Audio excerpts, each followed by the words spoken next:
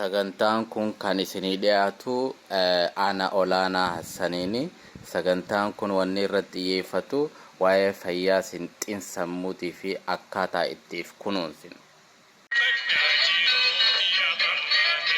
Kanaafuu sagantaa teenya kan wal faana dhiyaatu kana kutaadhaan kan dhiyeessinu kana YouTube irratti nu hordofaa jenna. Galatooma. Duraan dursee hordoftoonni kiyyaa kan sagantaa kiyya hordoftan bakka jirtanitti nageenyi kiyya isin haa ga'uun jaa. Sagantaa keenya kan wal faana dabraa ture keessatti kutaa tokkoffaa keessatti xiinsammuu barnoota xiinsammuutii fi ilaalcha ofii qabnu mata duree jedhu jalatti kutaa tokkoffaa ilaalchi ofii qabnu jechuun yookaan ilaalchi mataa keessatti ofiif qabnu jechuun maal jechuu akka ta'u bal'inaan laallee turre. Kutaa lamadaa keessatti ilaalchi faallaa yookaan gaxaantummaan maalirraa maddan akkamitti maalirraa maddan yaada jedhu laallee turre. Akkasumatti amma kutaa sadaffaa kana keessatti har'a wanni laallu akkamitti ilaalcha faallaa yookaan ilaalcha gaxaantummaa kana yaada gaxaantummaa kana jijjiiruu dandeenya, akkasumatti illee ilaalcha gaarii kana fooyyeessuu dandeenya yaada jedhu ibsuu barbaada.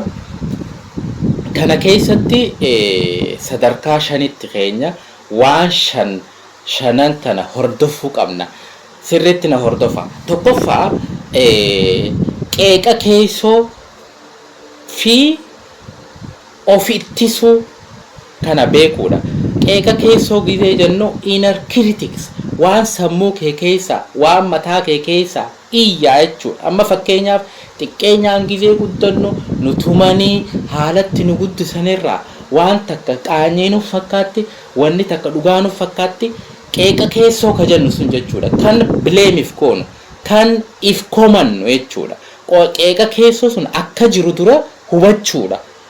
Akkasumatti illee of ittisuun qeeqni keessoo eega jiraate wanni takka keessa gizee jiraatte qeeqni keessoo sun guddatee maal uuma akka ati of ittistuu si godha. Sanirratti hundooyteeti namni tokko gizee waan takka siin jee ofirraa ittisuuf yaada adda addaatti fayyadamte jechuudha. Kana dura beekamtii kennuudhaaf takka kana dura ofirraa ittisuudhaaf takkaa fooyyeessuudhaaf kanaaf beekamtii kennuudha. Tokkoffaan. Lammaffaa eega beekamtii kenninee booda challenge godhuu isaan kana jara lameen kana face godhuu jechuun fuuldura dhaabbannee waan kana fooyyeessuu irratti xiyyeeffachuudha. Jechuun amma qeeqa keessootis akkatti fooyyeeffannu irratti akkanumatti mallattoo mokkoruu namaa mokkoruu of ittisuu kan bu'uura hin qabne kan itti fayyadamnu kanaas karaa sirriitiin akkatti fayyadamnu irratti challenge godhuu jechuudha. Kan lamadaa kana jara lameen kana karaa sirrii irratti deebisuudhaaf fuuldura dhaabbachuudha jechuudha. Sadaffaa madaalli namni ittiin if madaalu hawaasa keessa jirtu keessatti madaalli ilmi namaa ittiin if madaaluudhaan of madaaluu qabda.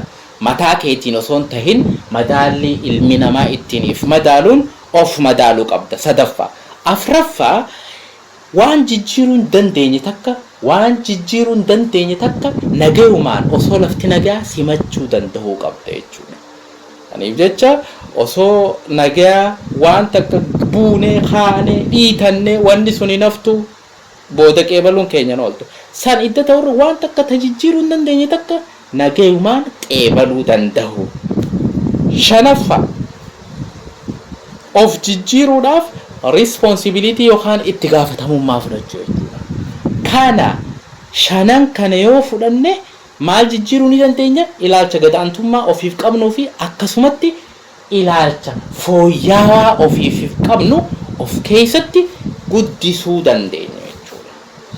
Ka duraati irratti isinii deebi'a. Ka duraati irratti yaada tokko qeeqni keessoo maal faadha yaada jechuun isinii ibsuu barbaada. Qeeqni keessoo yookaan of kamachuun sammuu kee keessaa yookaan of qeequun keessaa sammaalirraa yeroo hedduu gizee takka sagalee faallaa deemtutu sammuu kee keessaa ka'a.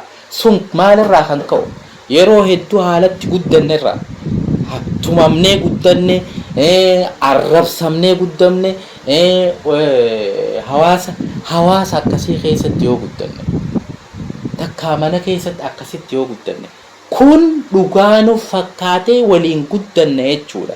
Kun sammuu keenya keessatti ilaalcha hamaa uume jechuudha. San maal jennaan inner critics qeeqa keessoo kan jennuun san jechuudha.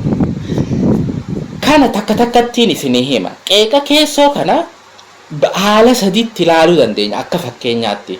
Amma fakkeenyaaf ani guutuu namaati ifiin jenne yeroo takka guutuun namaa hin jiru rabbi malee guutuu namaati ifiin jenne jechuudha. Kaniif jecha kun amma maali?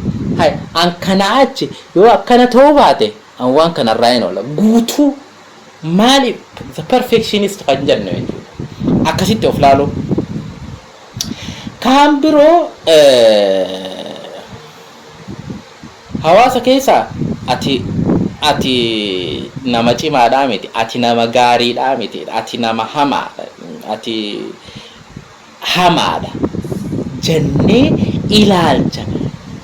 Sigalte ati hamaadha jennee ilaalcha sammuu keenya keessa waa'ee keenya faallaa sammuutti himnu jechuudha. Inner critics blame ko. Gale haala akkasiiti. Ka sadaffaa of jaalachuu. Abalu of jaalata akka of jaalachuun waan ni taate akka of jaalachuun hammeenya taatee takkatti fudhachuu jechuudha. Of jaalachuu akka hammeenyaa fudhachuu akkasumatti keessatti ani jibbamaadha, ani hamaadha, ani qorqodaadha jedhamee keessoon kee sitti himuu ana waan nagitaa malee kanaaf je'ee harkan kan nu jedhanii ofii ol hiixachuu jechuudha. Sun maal fida? Waan sadeen kanarraa kan maddarraa dhufa jechuudha qeeqoon keessaa. Kun ammaasis wanni irraa dhufu wanni irraa ka'e akkuma amma dura jenne haala nuti itti guddanne irraa kan ka'e jechuudha. Kan lamadaa of ittisuu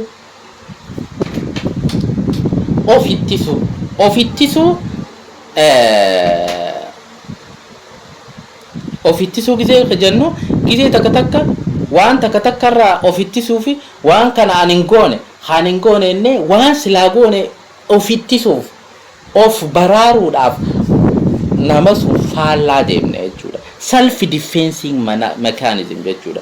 Maaliif aara sunirraa yaada ba'uudhaaf kun akkanaa miti.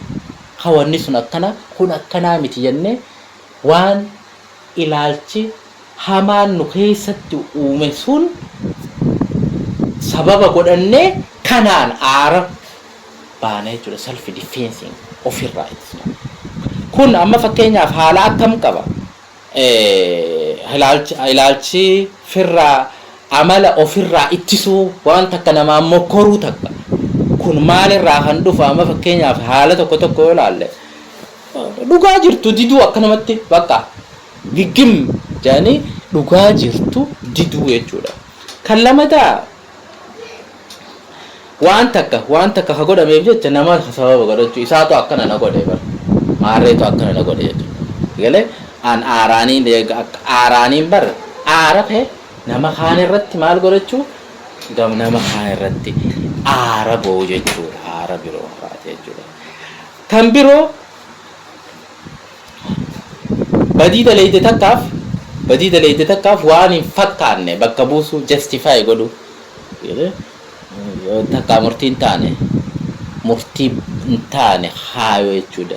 Badii ta'e dhiifama gaafachuudhaaf murtii hin taane gizee keessu kan akka dhimma sun firraa akka achi dhiibuuti fakkaate jechuudha. Akkasumatti illee yaadannoo waan takka tura keessa amma dura keessa dhiibbaa sirra godhe tasammuu ta'e keessa jirtu san firraa waan jiraa kana firraa gamas dhiibu sun wanni uumame takka sammuu kee keessaa dhabamuu hin dandeessu. Garuu wooma gaarii fudhatteetuma dhiisuudha malee san osoo beektuu sammuu kee keessaa gamas dhiibuudhaaf yaalii godhuun jechuun ifiifoo akka ofirraa ittisuudhaaf akka nama yaalii godhu suniiti jechuudha. Kan itti aanu kan shanaffaa waan takka battaa nama waan guyyaa daleede fakkeedda waan badii daleede takka nama kaan irratti aara ba'u. Aara kee eenyu rabbaata? Nama kaan irrabbaata jechuudha. Kun cufti mallattoolee ofirraa ittisuu ni jira akka self defensing mechanism kajoo jechuudha. Kun akka jiru beekuudha amma guddoon kanaaf beekamtii hannuudha jechuudha. Kanaaf beekamtii hannuun ifiifuu of jijjiiruu keessaa parsantaa guddoodha ta'e jechuudha. Saniif jecha kana akka barnoota kana hubattan iyya wal faana na hordofuu keessaniin baay'ee galatoomaa. Sagantaa wal fakkaattuun hanga wal arginutti nageenyaaf jiraadhaa. Galatooma.